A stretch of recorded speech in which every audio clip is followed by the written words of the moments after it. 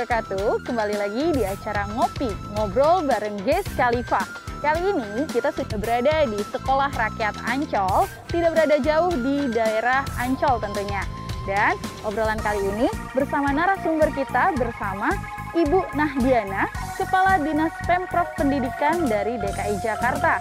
Dan seperti apa diskusinya siang hari ini? Langsung saja kita simak bersama-sama.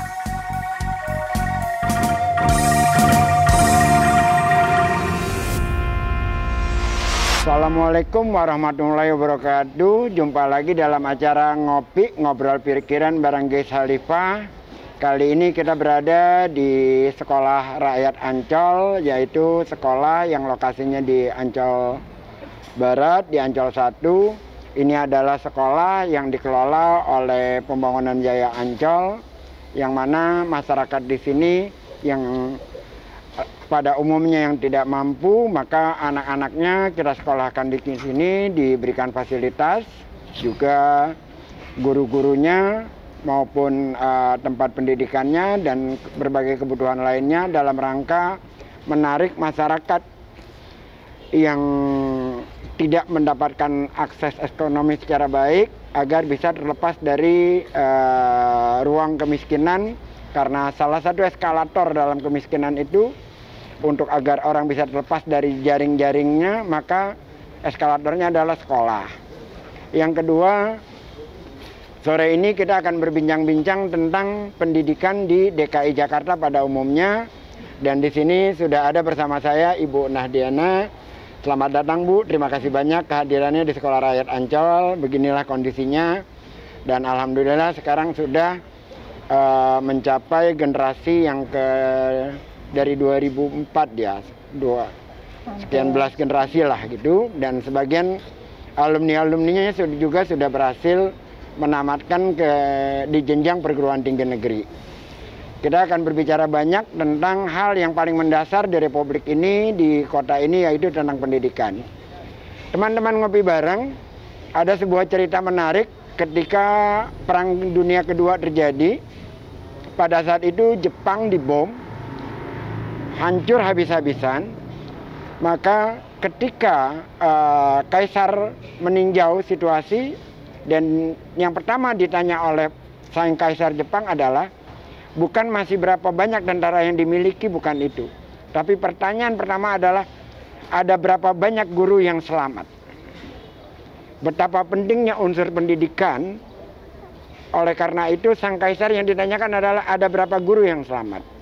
Yang kedua, kalau kita menarik ke dalam kemajuan Jepang di masa lalu, ternyata di abad-abad jauh sebelumnya 45% dari masyarakat Jepang telah mengalami pendidikan, yaitu mereka bisa membaca tulis. Di nama sekolahnya itu kuil-kuil Terakoya. Nah, karena dengan demikian maka kita tidak menjadi kaget kalau Jepang tiba-tiba menjadi sebuah negara yang maju, yang cepat pertumbuhannya, karena memang pendidikannya sedemikian rupa diatur dan dikembangkan dan dibangkitkan. Semoga Indonesia dan Jakarta tentunya agar pendidikan di kota ini jauh lebih baik, dinikmati oleh banyak masyarakat juga warga. Nah, dalam konteks itu tentu saja kita akan berbincang-bincang tentang banyak hal soal pendidikan di DKI Jakarta khususnya. Ibu Nana, saya panggilnya Bu Nana aja ya. Bu, pendidikan di DKI Jakarta sekarang ini setiap tahun ada kondisi-kondisi yang seringkali menjadi perbincangan di media sosial. Sebenarnya apa yang sedang digarap oleh Pemprov DKI terkait pendidikan di DKI? Baik. Terima kasih Pak Ges sudah mengundang kita Dinas Pendidikan di acara ngopi bareng nih. Ya, jadi insya Allah ini bagian bahwa pendidikan itu kan menjadi sebuah kebutuhan dasar masyarakat ya. Jadi ketika bicara pendidikan nih faktornya memang kompleks sekali. Visinya Dinas Pendidikan itu mewujudkan pendidikan yang tuntas dan berkualitas untuk semua. Yang tuntas dan berkualitas untuk semua. Untuk semua. Nah, kalimat ini sederhana. Tapi ketika akan mewujudkan, tentunya kita tidak hanya mengatakan bahwa karya seperti apa yang tuntas dan berkualitas ini. Tentunya kita, kalau Pak Gub tuh memang sekali mengatakan ada narasi dari sebuah gagasan. Tuntas seperti apa, lalu berkualitas seperti apa. Ada narasinya, Bu. Ada narasi yang harus kita buat. Ketika kita bicara tuntas, yang paling sederhana adalah tidak ada lagi anak-anak di usia sekolah yang tidak sekolah. Teman-teman ngopi bareng patut direnungkan dan dicermati.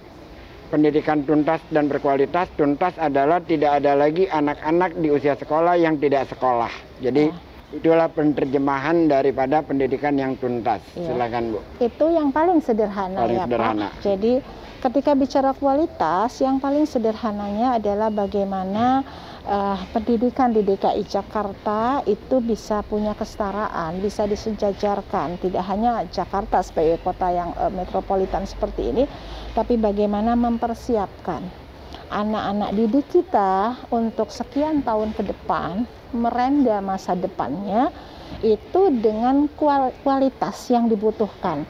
Jadi kita tidak bicara dimensi mendidik itu pada masa kini, tapi kita bicara masa kini dan kita mempersiapkan. Nah, inilah yang kami merasa bahwa Dinas Pendidikan tidak bisa menyelesaikan ini sendiri. Semangat kolaborasi Jakarta sebagai kota kolaborasi ini selalu kita luncurkan untuk menyelesaikan visi ini. Nah, pemerintah Provinsi DKI Jakarta pada saat ini ada pembiayaan bagi anak-anak yang tidak mampu seperti ini. Lewat pada saat KJP Plus ini tambahannya adalah bagaimana anak-anak yang di luar sekolah, anak-anak yang putus sekolah dia bisa masuk ke sekolah. Itulah pada saat KJP Plus ini kita gulirkan, itulah yang kita cari. Nah, anak-anak yang putus sekolah masuk ke sekolah tadi agar dengan keterbatasan yang mereka punya, Bapak tadi katakan adalah eskalasi, pendidikannya sebagai eskalasi. Kami juga, Pak Gub mengatakan bahwa transformasi pendidikan di Jakarta ini harus menjadi sebuah eskalator. Bagaimana ada kenaikan kelas untuk anak-anak. Nah, kami memang concern, Pak. Concern kalau pendidikan kan memang berlaku untuk semua. Tidak hanya kaum yang dikatakan secara sosial ekonomi tidak mampu, semua. Tetapi kesetaraan proporsional ini yang memang untuk sekolah-sekolah negeri yang demikian terbatas. Maka pemerintah Provinsi DKI Jakarta tidak hanya pembiayaan personal. Saat ini kita mulai dengan penerimaan peserta didik baru, bagaimana seluruh seluruh SMA di Jakarta pada beberapa tahun ke depan akan mempunyai kualifikasi yang tidak punya kesenjangan seperti saat ini. Ya, potong sedikit, Bu. Teman-teman ngopi bareng. Ada dua kata yang menarik dari pengantarnya Bu Nana tadi, kesetaraan dan kolaborasi. Yang pertama, saya ingin menajamkan tentang kesetaraan. Di Jakarta ini, sebagaimana kita tahu, sekolah dan di lain-lain tempat, akses kepada sekolah baik, bermutu, dengan segala macam predikatnya itu selalu saja menjadi miliknya kelas menengah.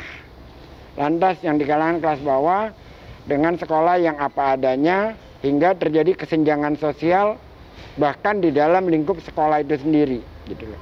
Dan tentu saja ini menjadikan ketidaksetaraan di dalam menjangkau terhadap sekolah di Jakarta bagi masyarakat yang dalam tanda kutip yang kurang mampu. Dan dalam konteks ini saya ingin bertanya untuk lebih jelas, kesetaraan yang seperti apa, Bu, yang sedang digalakkan di DKI Jakarta ini, Bu? Paling tidak ukuran kita, Pak, gitu ya. Ada kesetaraan mutunya. Kesetaraan mutu. Ada kesetaraan aksesnya. Kesetaraan aksesnya. Itu yang sedang kita mulai lakukan. Jadi ketika bicara kesetaraan mutu tadi bahwa pendidikan itu tidak hanya mutunya menjadi tinggi gitu kesenjangannya. Jadi ada sekolah yang masyarakat favorit betul sekolah itu. Lalu dengan sekolah peminatnya ya boleh dikatakan ya biasa-biasa saja. Iya. Padahal kalau lihat dari intervensi pemerintah Provinsi DKI, kan setiap sekolah pembiayaannya sama kalau negeri. Pembiayaannya sama setiap sekolah. Sama, pembiayaannya sama. Kualifikasinya tentunya up down-nya itu tidak terlalu jauh. Tidak terlalu jauh. Tidak terlalu jauh. Kualifikasi gurunya juga harusnya tidak terlalu jauh. Tapi kenapa ada sekolah negeri sesama negeri saja ada yang dikatakan masyarakat menstigmakan bahwa itu favorit, ada yang tidak. Ada yang tidak. Lalu kita bicara bahwa dinas pendidikan memang bukan hanya dinas pendidikan sekolah negeri. Kesetaraan tadi antara negeri dengan swasta. Negeri dengan swasta. Di mana secara umum saja ketika bicara sekolah swasta itu kan ada yang memang sudah bersegmen. Artinya ya memang masyarakat secara sadar kalau dia berasal dari misalkan secara sosial ekonomi mampu, secara sadar ya kalau memang anaknya saya mau sekolah di sini, itu sudah pilihan. Kan ada sekolah-sekolah swasta yang sama seperti negeri. Begitu buka pendaftaran dia penuh, bahkan antri. Itu kita katakan sekolah swasta yang sudah mapan, bersegmen. Tapi ada yang di tengah, ada yang di bawah. Nah, kesetaraan tadi yang kita maksud bukan hanya negeri antar negeri, tapi bagaimana nanti karena memang daya tampung sekolah kita terbatas. Negeri ini kan daya tampungnya terbatas, Pak.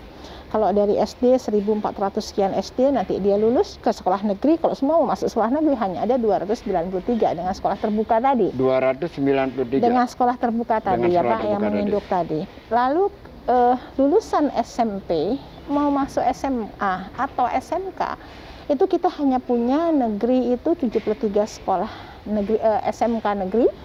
73 sekolah SMK negeri. 115 sekolah regulernya SMA. 115 negeri. Berarti kan kalau kita lihat makin sedikit kan Pak persentasenya. Perbandingan persentasenya jadi berapa? Jadi sekitar SD? kalau SD ke SMP itu sekitar 40 sekian persen, 49%. Kalau dari SMP ke SMA atau SMK itu sekitar 30 sekian persen. Oleh karena itu kolaborasi dengan swasta itu sangat luar biasa penting Bu ya. Dan pemerintah Provinsi DKI tahun 2020 sudah menganggarkan ada yang namanya biaya pendidikan awal tahun. Jadi bagi mereka yang tidak diterima di sekolah negeri tapi sekolah di swasta, kami memberikan subsidi uang pangkal. Subsidi uang pangkal. Ini menarik teman-teman ngopi bareng. Ada kesenjangan jumlah sekolah SD, SMP, dan SMA. Oleh karena itu dibutuhkan sekolah swasta berkolaborasi dengan swasta. Dan dalam konteks itu Pemprov DKI juga bertanggung jawab dengan memberikan subsidi untuk uang pangkal. Saya kira ini bukan lagi sekedar jargon ya dari yang selalu didengungkan oleh Gubernur DKI bahwa di semua program, di semua tujuan yang ingin dilakukan adalah titik terpuncaknya, titik tertingginya, tujuan akhirnya adalah keadilan sosial. Saya kira begitu Bu ya. Iya, betul. Keadilan sosial untuk seluruh masyarakat ya. Jadi teman-teman ngopi bareng, bagaimana DKI melaksanakan program sekolah ini juga tidak hanya mendahulukan yang negeri, mengebelangkan yang swasta, tetapi ini inline berbarengan bersama. Silakan Bu. Satu lagi Pak Ges, satu lagi bicara kolaborasi 2019 kita sudah meretas 10 sekolah negeri kita piloting dengan 10 sekolah negeri di jenjang SMP, 10 sekolah negeri di jenjang swasta menggandeng sekolah swasta di sekitarnya, kita batasi kecamatan dulu yang terbatas sarana prasarananya. Gitu. Jadi katakan sekolah swasta X tidak punya sarana olahraga, tidak punya sarana laboratorium di SMA. Sekolah negeri di sekitarnya ada yang ya memang sekolah negeri itu secara akreditasi semua mereka punya fasilitas, ada labnya, ada sarana olahraganya. Nah sekolah swasta yang dikolaborasikan anak-anaknya menggunakan sarana itu berbarengan. Jadi bukan sekedar sekali tapi terjadwal. Jadi kalau jadwalnya anak saya katakan saya siswa di sekolah X tadi, jadwal olahraga hari Selasa saya akan pergi ke sekolah negeri itu untuk guru olahraganya belajar olahraganya di sana. Jadi tidak terpilah Bu ya? Tidak terpilah. Jadi itu yang memang kita sampaikan dan kita akan kembangkan ini bukan hanya pada piranti kerasnya, bukan pada hanya sarananya saja, gurunya, manajemen kelasnya, dan lain-lain. Jadi saya juga tertarik Pak Ges dengan sekolah rakyat ini gitu ya. Terima kasih. Ketika saya diundang berarti kami juga tadi sudah juga bincang ya sedikit dengan para pengelola sekolah ini yang hari-hari di sini. Ini kan bagian, kami malah berterima kasih. Artinya sekelompok komunitas yang dengan nilai luhur mengajak anak-anak sekitar sekolah, lalu ini sebenarnya kan fungsi penyelenggara negara sudah terbantu. Sudah terbantu, dan inilah yang akan kita kolaborasikan ke depan. Tentunya pasti ada hambatan tadi, ada mungkin ada aturan yang belum bisa, ini nanti kita akan retas dengan begini, bahwa seluruh anak Jakarta tadi dia tuntas, dia punya kualitas. Karena kita ingin juga Pak Ges, selain kolaborasi ini, dibalik nih sekarang bicara sekolah ini punya kelebihannya A, itulah akan mengkolaborasi. Jadi bukan terbatas antara negeri ke swasta menjadi induknya, tapi tadi swasta-swasta mapan pun yang ada di Jakarta, ketika dia punya kualifikasi baik, kita akan menggandeng untuk mengkolaborasi sekolah-sekolah kita, bisa jadi sekolah negeri yang tadi Pak Ges bilang ketika saat itu ditanya ketika perang tadi, gurunya masih ada nggak gitu. Karena inilah tentunya kita bicara pada sumber dayanya setelah itu, bahwa kita sedang concern budaya belajar, budaya kolaborasi, apalagi habis pandemi ini, banyak yang harus kita intervensi terhadap proses pembelajaran yang hilang pada anak-anak gitu. Jadi saya ingin bertanya dalam konteks yang berbeda nih. Kebetulan saya juga mengelola sekolah di Pasar Minggu sana. Lantas dalam waktu tidak terlalu lama, sekolah itu menjadi salah satu sekolah terbaik di Jakarta. Rankingnya di DKI itu setara dengan Penabur, setara dengan perguruan Cikini. Ketika saya menggarap itu, awal pertama kali yang saya pikirkan adalah kesejahteraan guru. Jadi kalau saya ditanya kenapa sekolah ini begitu cepat, karena gurunya tidak lagi berpikir bagaimana kalau punya anak, anaknya sekolah di mana, tidak, tapi anaknya sekolah di tempat kita dan itu gratis. Kesejahteraannya relatif baik. Terus untuk mereka mengambil S2, kita berikan pembiayaan. Dalam hal yang semacam itu, dulu sekali Bu, cerita tentang guru di SMA negeri itu merana. Hidupnya pas-pasan. Terus sambil jadi guru ya sambil jadi ojek sepeda, ada macam-macam kisah lagi. Dan kalau saya ingat ke masa lalu itu, pada umumnya sekolah terbaik di Jakarta itu adalah sekolah SMA atau SMP Katolik yang terbaik. Karena pola pendidikan yang disiplinnya luar biasa bagus, dan kita bisa mencontoh dari yang semacam itu. Saya ingin kembali kepada soal kesejahteraan guru dulu nih Bu, pertanyaannya. Apakah kesejahteraan guru di sekolah-sekolah di Jakarta sudah membaik? Kalau guru kita menghitungnya sama dengan kalau dia negeri, kalau dia ASN Pak, itu sama dengan kita di birokrasi, di struktural. Kenapa? Mereka dihitung istilahnya tunjangan kinerja mereka dari kinerja mereka. Jadi kalau bicara standarnya DKI, alhamdulillah Pak Ges, boleh ditanya ke guru-guru, kalau kita bilang apakah sudah sejahtera, berarti ada standarnya nih. Kalau kita standarkan misalnya dengan teman-temannya di daerah lain, pasti orang mengatakan enak guru Jakarta gitu. Oh, sudah sejauh itu Bu? Ya, artinya secara tunjangan kinerja daerah mereka juga sudah kita standarisasi, dan ini terus kita lakukan terus perbaikan agar kinerjanya muncul. Itu yang pertama. Kalau mereka bukan ASN, kita sudah membayar mereka yang di upah minimum provinsi, minimum provinsi. Kalau yang bukan iya, ASN. istilahnya kalau guru itu kontrak kerja individual gitu.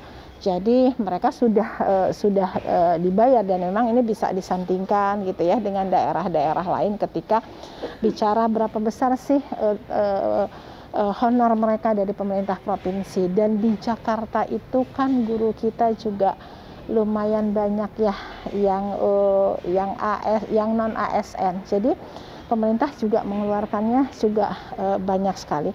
Itu baru bicara kesejahteraan secara take home pay. Tapi akses yang kita berikan, kita punya lembaga pelatihan di 5 wilayah. Itu untuk melatih guru-guru, mensertifikasi guru-guru tanda kutip untuk anak-anak SMK. Jadi guru-guru itu mengalami, kalau di kita itu istilahnya upgrading, Bu. Ya. Tambah lagi, kalau istilah Pak Gubernur ini, Jakarta ini apa sih yang nggak ada di Jakarta gitu. Jadi kita juga sedang mencoba dan berkolaborasi banyak sekali Pak Ges yang menawarkan platform ini. Selama tadi kesempatan mereka untuk latihan ini coba kalau mereka kursus sudah berapa gitu kan. Itu yang upgrading guru-guru. Yang terakhir bahwa kami punya prasasti pada saat gedung Dinas Pendidikan itu jadi yang ditandatangani Pak Anies. Di dalam prasasti itu Pak Anies menyampaikan bahwa gedung ini megah, jadi harus bisa melayani guru itu dengan layanan yang baik, semegah gedung ini. Jadi kami juga mengatakan bahwa karena insya Allah kalau guru-gurunya sudah terlayani baik, insya Allah mereka mengajarkan anak-anak, mendidik anak-anak itu juga sudah dengan baik. Walaupun kami terus bebenah dengan jumlah guru negeri dan swasta sekitar 82.000 jumlah pendidik, pasti tidak mungkin mengatakan semua sudah baik, tapi ini berjalan dengan baik. Bahkan ke depannya pengurusan administrasi, karena memang kami punya tantangan Pak. Selain meningkatkan kompetensi para kepala sekolah, meningkatkan kompetensi guru, kami juga punya tantangan bagaimana menyederhanakan administrasi yang jadi bagian. Teman-teman ngopi bareng, saya ingin menarik pernyataan tadi. Gedung ini megah dan bagaimana gurunya pun terlayani, itu kan. Ada yang saya kutip dari pernyataannya Pak Gubernur, tapi ini bukan pada saat dia menjadi gubernur, tapi pada saat dia masih menjadi rektor. Penghargaan kita kepada guru adalah cermin penghargaan kita kepada masa depan. Jadi dua hal itu seperti dua sisi mata uang. Jadi bagaimana kita menghargai guru, itulah cermin kita menatap masa depan. Itu luar biasa sekali. Dan kalau kita mendengar dari Ibu tadi, bagaimana kesejahteraan guru dipikirkan, tidak hanya guru ASN tetapi juga yang non ASN, juga bagaimana administrasi guru-guru terlayani. Karena memang, tapi kalau ini kasusnya kasus di nasional Bu ya, tentang sertifikasi guru kan itu masalah, tapi kita tidak akan bahas di sini karena itu persoalan di pusat lah ya. Tapi kalau di Jakarta insya Allah masalah itu nggak terlalu problem lagi lah sekarang ya. Insya Allah Pak, guru, insya ya. Allah, insya Allah. Akan tetapi ada yang saya ingin mau tanyakan Bu, agak sedikit sensitif boleh Bu? Suka rame tentang gaji guru honorer Bu. Ya. Nah, silakan Bu. Gini, jadi kalau gaji guru honorer tadi saya katakan Pak, sebetulnya ini kan persoalan ketika kita akan menyelesaikan persoalan tidak langsung menggunting, memapas gitu ya Pak ya, gitu. Jadi ketika pemerintah ini concern guru-guru kita itu kan antara mata pelajaran yang diajarkan untuk jenjang SMP SMA itu dengan kondisi kebutuhan guru di sekolah itu juga kan nggak mudah juga gitu. Yeah. Kalau di SD itu kan guru kelas gitu ya Pak. Nah yang ramai apanya? Sebetulnya ketika bicara KKI mereka itulah yang secara analisis jabatan itulah yang diperlukan. Di sekolah itu katakan beban belajarnya 48 beban belajar.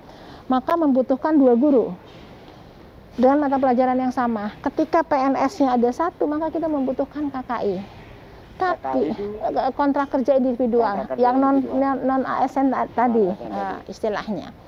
Tetapi ketika di sekolah itu sudah ada orang yang masa baktinya sudah lama di sana, secara analisis jabatannya sudah cukup, maka itulah mereka yang dibayarkan melalui honor yang berasal dari biaya bos. Biaya bos. Ini kan setaranya tidak setara dengan UMP tadi, gitu. Nah, Apanya yang rame? Kalau KKI itu memang sudah rutin dibayar tiap bulan. Nah kalau bos ketika itu bicara triwulan, kan ada 3 bulan. Jadi itulah yang memang kadang-kadang itu rame. Yang kedua, ketika bicara kualifikasi memang yang lama itu sudah ada di sekolah itu gitu. Tapi ternyata kok tidak diangkat di KKI gitu ya Pak, kok ini tidak diangkat di KKI. Ini tadi ketika analisis jabatan di sekolah itu memang tidak memungkinkan. Tadi biasanya solusi, kita bicaranya adalah solusi. Ketika bicara solusi, apa yang disolusikan? Kita biasanya mengatur Pak, mengatur berarti yang kosong di sana, yang tadi di sini kelebihan kita akan atur. Nah inilah yang perlu waktu.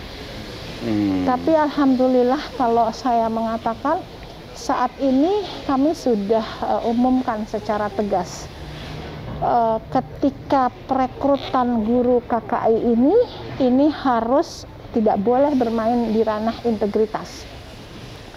Sudah kita sampaikan, tidak ada pungutan biaya, tidak ada bahkan aturan pemerintah Provinsi DKI Jakarta dalam Insekda bahwa guru-guru yang memang hari ini mengajar dan memang berkinerja baik, ya besok kalau ada kontrak 1 tahun lagi tidak seperti orang yang baru kontrak Pak, tidak. Itu DKI sudah memberikan kesejahteraan sampai sejauh itu. Teman-teman ngopi bareng, jawabannya cukup jelas bagaimana tentang persoalan guru, dan kita merasa adem lah dengan ibu ini. Memang adem, suaranya pun luar biasa menghanyutkan. Tetapi hal lainnya adalah kita merasa menjadi semakin yakin bahwa tidak hanya persoalan sekolah yang sedang dikerjakan dengan baik, juga gurunya, dan tidak hanya guru ASN tapi juga guru honorer, dalam hal ini KKI Bu ya. Dan pola pengangkatannya dan segala macamnya benar-benar diyakinkan dengan mekanisme yang tidak ada dengan di belakang layar lah, kira-kira semacam ya, itu. Tidak bermain-main di zona integritas. Di belakang layar, benar-benar dengan integritas yang luar biasa. Bu, ini pertanyaan terakhir nih Bu, yang sering kali rame tiap tahun. Pola penerimaan murid baru di Jakarta. Iya. Tahun lalu saya tahu persis betapa ramainya hingga Ibu mendapat demo yang berkali-kali di DPRD, terus cacian di media sosial gitu. Dan saya menjadi barisan yang paham betul tentang di Jakarta seperti apa. Nah, kalau yang tahun ini gimana kira-kira Bu? Ya, kalau demo dan lain-lain dari kacamata positif, itulah masyarakat sekarang sudah merasa memiliki, mengawasi, mengontrol dengan kebijakan yang dikeluarkan oleh pemerintah Provinsi DKI, dalam hal ini Dinas Pendidikan, melalui Dinas Pendidikan. Rame pasti Pak, gitu ya. Kenapa? Dan hasilnya, kita bicara hasil dulu ya Pak, sebelum yang sekarang. Hasilnya itu seperti yang saya katakan Pak, tuntas dan berkualitas. Sekarang itu di sekolah negeri, kan kalau PPD itu seleksinya sekolah negeri nih Pak. Iya. Di sekolah negeri itu hasilnya Pak, kalau dulu dari nilai saja kita bisa tebak Pak itu sekolah mana. Iya. Katakan Bapak lihat nih hasil dari situ, saya katakan Pak kalau nilainya ada 9, 10, nilai 9, 10, Bapak bisa tebak tuh sekolah mana. Kalau DKI kan pakai nomor Pak, 1 sampai 115 nih. Kalau MHT kan memang spesifik, Ragunan spesifik. Kita punya 117, ini 1 sampai 115 SMA. SMP tadi 293 dengan satu atapnya. Bapak pasti bisa tebak. Kalau saya bilang Pak, ini anak masuk nilainya 8, 10, 9 gitu. Nilainya katakanlah dia kelas atas atau yang bawah nih, Bapak bisa tebak. Kalau sekarang udah nggak bisa tebak, karena seluruh sekolah sekarang punya intake, masukan yang nilainya bervariasi Pak. Ada nilai dikatakan nilai batas bawah, ada nilai batas atas. Ini sudah bervariasi. Artinya apa?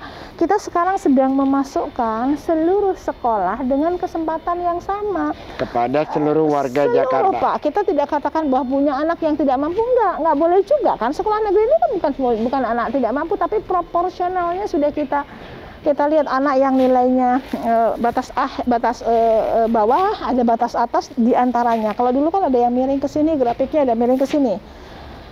Itu dari sisi itu. Dulu ramainya kan ini usia atau tidak, sebetulnya jalur PPDB itu ada jalur prestasi. Iya. Ini jalur untuk anak-anak yang berprestasi. Ini tidak melihat usia. Iya. Ada jalur zonasi. Jalur zonasi jalur netral, Pak. Jadi mau anak berprestasi, mau anak tidak berprestasi, ini zonasi, gitu. Ada jalur afirmasi, gitu ya, anak-anak yang secara afirmasi itu perlu. Lalu jalur Afirmasi itu anak-anak yang tidak mampu, anak-anak panti, anak-anak yang berkebutuhan khusus itu ada di sini, Pak. Gitu. Lalu anak-anak nakes yang orang tuanya gugur pada saat penanganan COVID ini. teman-teman ngopi bareng, tolong ya, saya ulangi, ada jalur prestasi, ada jalur donasi, ada jalur afirmasi. Jalur afirmasi adalah anak-anak yang orang tuanya gugur, anak-anak yang mengalami masalah kebutuhan khusus dan lain-lain. Anak-anak panti. Anak-anak panti, anak-anak red yang karpet, Pak. Itu red carpet, tidak red pakai carpet. seleksi. Ini artinya apa? Ini artinya keadilan sosial sedang ditegakkan di kota ini. Jadi, kalau keegoisan didahulukan oleh kaum kelas menengah, meninggalkan, ini saya agak semangat, Bu, karena inilah yang kita alami. Kita berada di sekolah rakyat Ancol yang rata-rata muridnya mungkin akan tertinggal dari kelas menengah kota yang tinggalnya di Menteng, di Kebayoran, kaya raya, punya banyak kesempatan, dan mereka seperti bukan warga Indonesia yang selalunya kalah suara mereka di media sosial karena orang tuanya tidak punya HP yang bagus untuk punya akses juga kepada DPRD, nggak punya nyali juga. dan tidak punya nyali juga karena mereka orang-orang yang selalu terlindas oleh sistem. Jadi saya menguatkan ini bagaimana Jakarta mengelola pendidikan secara proporsional dengan landasan keadilan. Saya kira ini semangat yang luar biasa yang harus kita dukung bersama, terutama kepada aktivis pendidikan.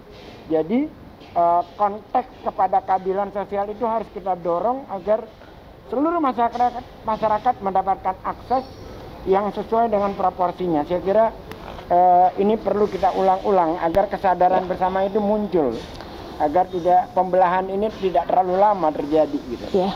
Silakan, Bu. Jadi untuk PPDB yang tahun ini, Pak, tentunya kita punya aturan di atasnya. Kemarin juga kita mengikuti aturan di atasnya. Aturannya itu sekarang kan di Permendikbud nomor 1 tahun 2021 ini sudah mengatakan bahwa jalurnya tadi masih tetap. Nah, itu diserahkan oleh pemerintah daerah karena kondisi daerah itu berbeda-beda. Jadi yang ke depan bagaimana jalurnya tetap, Pak, ada jalur prestasi, ada jalur zonasi, ada jalur afirmasi, lalu ada jalur tadi yang terakhir adalah perpindahan orang tua. Iya, perpindahan orang tua dan anak guru. Tadi Bapak bilang tadi guru yang saya katakan anak saya ada yang usia SMP. Saya mengajar di SMP. Anak saya masuk di SMP tempat saya mengajar supaya itulah penghargaan tadi terhadap guru. Jadi di situ. Nah, ini besok juga demikian, Pak. Dan yang jelas insya Allah dari masukan-masukan yang kemarin tentunya akan kita lakukan perbaikan-perbaikan, penyempurnaan. Tapi masyarakat insya Allah bahwa pemerintah Provinsi DKI melalui Dinas Pendidikan itu tidak akan ada diskriminasi dalam pelayanan pendidikan. Bahwa pendidikan untuk semua bagi mereka yang berada dari keluarga ekonomi mampu dan yang tidak mampu itu akan kita layani yang sama. Begitu. Lalu kalau anaknya berprestasi, misalkan ya masuklah jalur prestasi. Lalu ketika konsep zonasi ini anaknya adalah mendekatkan rumah, inilah sedang kita lakukan penyempurnaan. Konsepnya sama dengan kemarin gitu ya, Pak. Lalu yang berikutnya adalah jalur afirmasi, juga konsepnya sama, dan kita lebih ingin bahwa kan antara tadi karena terbatas mau seleksinya kayak apa juga, Pak, ada yang tidak diterima. Ya, karena kemampuannya itu kan tidak sama tadi, jumlah kita sudah apa pemerintah ketika menghadapi ini, apakah membangun sekolah dan lain-lain, Saya katakan untuk saat ini pemerintah Provinsi DKI Jakarta tahun 2020 sudah kasih Pak BPAT, biaya pendidikan awal tahun tadi, uang pangkal. Tahun ini juga sama bagi mereka yang memang, nah tetapi kan kita juga tidak ingin ini jadi bagi-bagi dana. Iya. Kita ingin ini kita perbaiki untuk tadi kesetaraan antara swasta dengan negeri yang sedang coba juga jajaki perbaikan. Insya Allah bahwa Jakarta berkomitmen tadi bahwa pendidikan ini adalah kebutuhan dasar masyarakat, maka kita ingin seluruh lapisan masyarakat itu bisa terlayani dengan baik di Jakarta ini. Bu Nana, terima kasih banyak sudah hadir di acara kita. Terus terang saja, dengar pembicaraan Ibu, saya terhanyut karena saya juga aktivis pendidikan yang dalam tanda kutip, walaupun saya tidak memahami terlalu detail Bu ya, tapi rasa keberpihakan itu seperti terpuaskan dengan kehadiran Ibu, dengan penjelasan Ibu tadi. Moga-moga saya berharap Jakarta ke depan juga walaupun sudah ditinggalkan oleh gubernur yang sekarang, tetap saja memberikan pemihakan yang semacam ini kepada pendidikan masyarakat di Jakarta, khususnya dalam akses kepada pendidikan oleh masyarakat miskin. Teman-teman ngopi bareng, demikianlah acara diskusi kita hari ini, dan kita akan berjumpa lagi di minggu yang akan datang dengan tema yang berbeda, dengan tema yang berbeda juga. Akan tetapi perlu dicatat dan perlu diingat bahwa di Jakarta pendidikan adalah hak semua warga, dan itulah yang sedang dilakukan oleh Pemprov DKI Jakarta. Sejauh ini alhamdulillah sudah berjalan dengan baik. Ada masalah di sana sini yang insya Allah akan selalu diperbaiki sebagaimana mesin kan harus mengalami servis segala macam gitu. Akan tetapi kita bersyukur bahwa Jakarta sudah di jalurnya, yaitu pendidikan yang berlandaskan kepada keadilan sosial. Bu, sore ini ada hadiah dari Taman Impian Jaya Ancol. Pak Bagus, silakan Pak Bagus.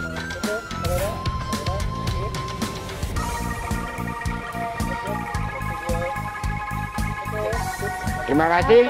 Insya Allah jumpa lagi di kesempatan yang akan datang. Assalamualaikum warahmatullahi wabarakatuh. Baik Ancol Lovers, demikianlah ngopi, ngobrol pikiran bareng Ges Khalifa kali ini tepatnya di Sekolah Rakyat Ancol, dan selamat menyaksikan.